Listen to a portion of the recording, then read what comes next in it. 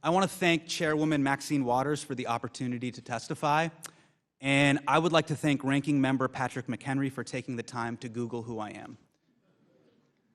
Cute. Very My cute. name is Hasan Minhaj. I'm a Muslim, and I condemn radical Islamic terrorism. That has nothing to do with anything. I just want that on the record. It's good to get ahead of these things. Now, Chairwoman Waters invited me here today because I host a political comedy show on Netflix called Patriot Act, which means I may owe some of you guys royalties. Just DM, we can talk later. Now, we recently did an episode on the student loan crisis, and it really hit home with our audience because 44 million Americans owe more than $1.6 trillion of student loan debt. In fact, the day we shot our episode, we polled our studio audience. It was only about 200 people. In that room alone, had over $6 million of student loan debt. Now, granted, our audience is mainly unemployed poli-sci majors, but that's still a lot of money. Now, this issue is sidelining millions of Americans. People are putting off marriage, kids, homeownership, and retirement, especially my generation. So I'm 33, and growing up, it was drilled into our heads, you gotta go to college if you want a middle-class job. And we even tell kids today, look, if you don't go to college, you might as well get a face tattoo. And then they point to Post Malone, and we're like, okay, that's one guy. He's a very popular musician. But it's true, 2/3 of all jobs in America require at least some college. This is the standard now. And that wasn't the case when most members of this committee were in school. And you paid far less for your degrees. That's not speculation. We looked up where the 60 members of this committee went to college and what your school's tuition was at that time. Even adjusting for inflation, college cost way less across the board. So, Chairwoman Maxine Waters, your tuition at Cal State LA in 1971 was the equivalent of about $1,000 a year.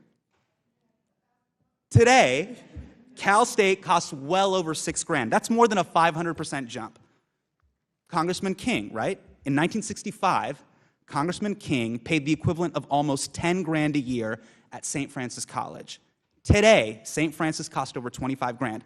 On average, this entire committee graduated from college 33 years ago and paid an inflation-adjusted tuition of $11,690 a year. Today, the average tuition at all of your same schools is almost $25,000. That's a 110% increase over a period of time when wages have gone up only 16%. So people aren't making more money, and college is objectively way more expensive.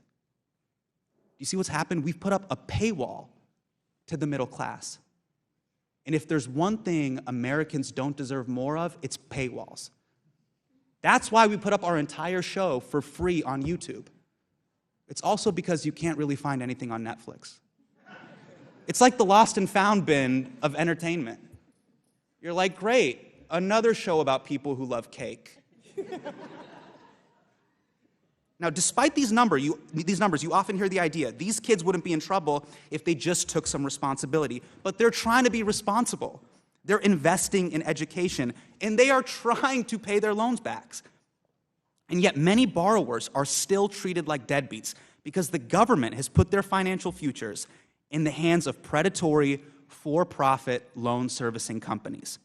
Companies like Navient and other companies you will hear from today have a history of misleading borrowers and pushing them into repayment plans that in some cases have cost individual borrowers tens of thousands of dollars in unnecessary interest. And the worst part is, borrowers don't even get to choose their loan servicer. The Department of Education chooses for you. So there's no competition that makes these companies provide better service. Now look, we know the deck is stacked against student borrowers in ways that it wasn't 10 or even 15 years ago. And they deserve some basic protections. Americans should not have to go bankrupt pursuing higher education, and they should never be preyed upon by underregulated loan servicing companies. So members of this committee, we know the government is capable of stepping in during a financial crisis. So really all I'm asking today is, why can't we treat our student borrowers the way we treat our banks. Because 44 million Americans, that is too big to fail. Thank you so much for your time, and I will now go back to where I came from.